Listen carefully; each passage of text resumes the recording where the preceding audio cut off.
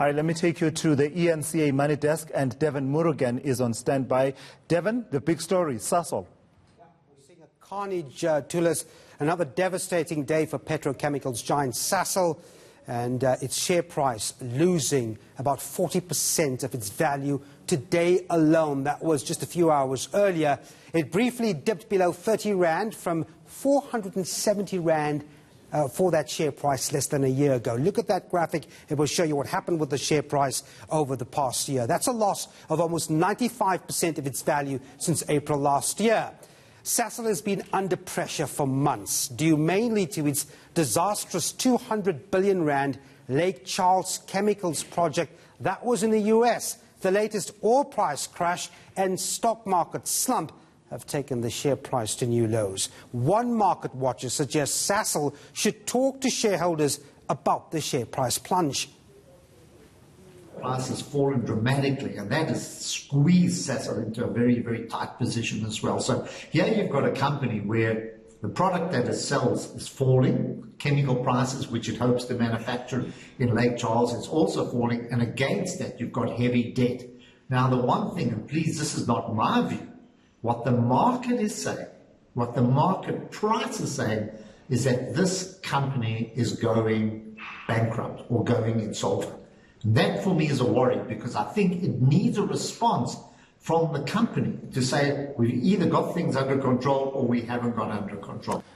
And Devon, part of the story is that a number of people invested in the empowerment shares that Sasol made available some time back, right?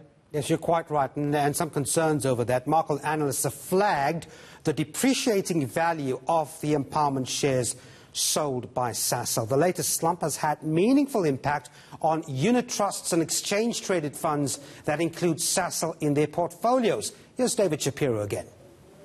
The other thing is that they're empowerment holders. You know, they've got, who bought their shares, if I recall, around about 360 a share.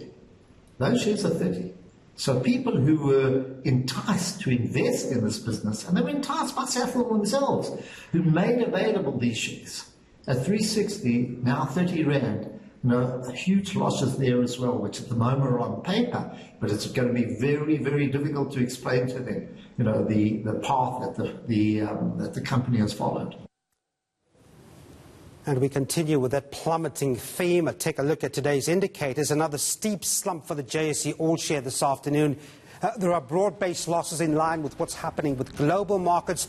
They are under serious strain after the World Health Organization declared the coronavirus outbreak a global pandemic. So you see the All Share there. The worry is that this virus will halt business and economic activity globally, and investors are fleeing equities. Look at the All Shares, 7% in the red, from banks to retailers and miners. All shares are under strain. Miners are bleeding as well, with many resource shares down. We spoke about Sasol. That was down, well, at least the last time we checked a few minutes ago, 33% down on that share price.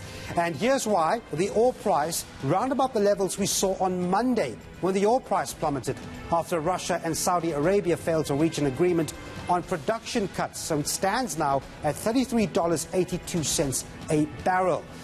Emerging market currencies taking a huge hit from risk-off behavior as concern over the spread of the impact of the coronavirus intensifies, and locally, load shedding is not really helping this currency, so it stands now at 16 Rand 46 for a US dollar, 18 Rand 48 cents for a euro. You'll need 20 Rand 90 cents to get yourself a British pound.